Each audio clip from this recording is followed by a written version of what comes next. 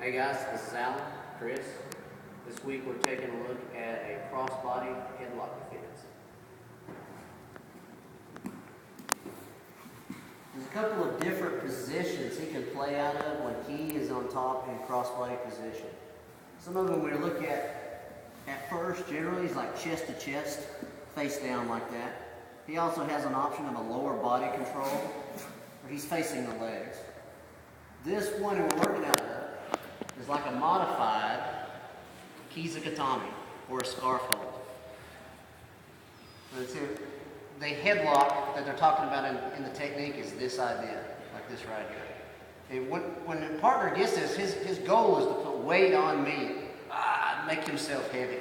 So what I've got to do is get this elbow in between he and I and on the mat. I try to make a frame on the lower side there.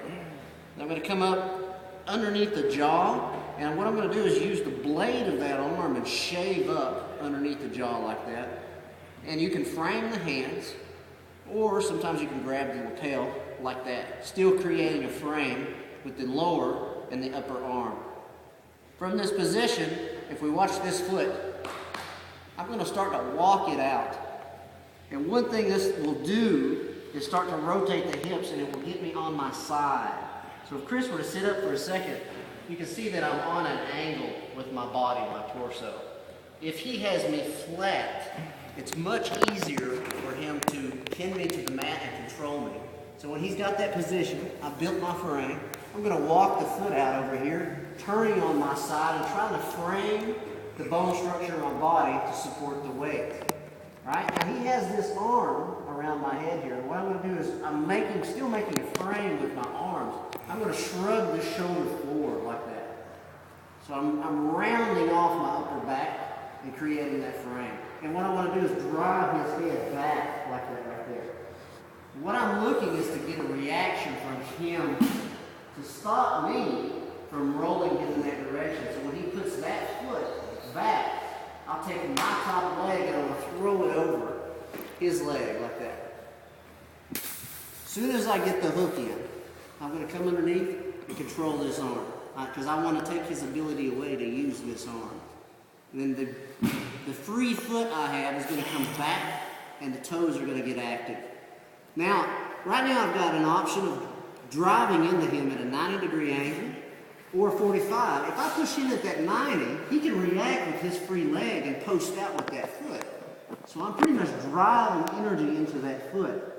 So what I'm going to do is like a sideways umpa, and I'm going to bridge and move on a 45-degree angle upward like that. So I'm going in that direction.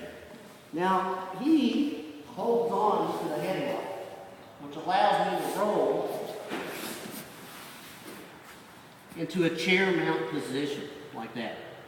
Immediately I'm going to make a frame with the ground and try to get structure so that he can't continue to roll me over or roll me back. My knee is going to be tight behind his back. Now I want to free myself from this arm. So I'm going to make a frame. And generally the frame can be on the inside or the outside of the arm. I like inside. And I'm not going to push my head up. I'm actually going to push my energy toward his head. But I'm going to make a frame. Shoulders are in the socket and drive in that direction. So all my weight goes on his jaw. As soon as I feel that hand break, I'm going to post on the mat. And I'm going to sit up and grab the arm. I like to grab my arm.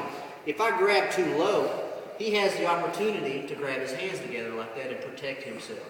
If I hook high like this, he tries to grab his hands, I shut that opportunity off. I'm going to bring this foot up, and I'm going to sit my weight on his side, through my thigh, taking it out of this leg, which allows it to come around the head. And then I'm going to sit back. One more time. Make a frame. Run. Throw a hook. Secure the arm. I'm going to go at a 45-degree angle. Chair position. His knee, nice and tight. Make a frame. Pop, post on the mat, and I grab high like this and place the bottom foot. Now generally, right when I shift weight out of that, this hand's going to come up and grab like that. I like to set my elbow on him because if he curls this arm, the energy goes right through my forearm into him. Secure. When you finish that arm bar, you're going to pull your heels to your butt, pinch your knees together, and always make sure the thumb is up. This is crossbody headlock defense. See you next week.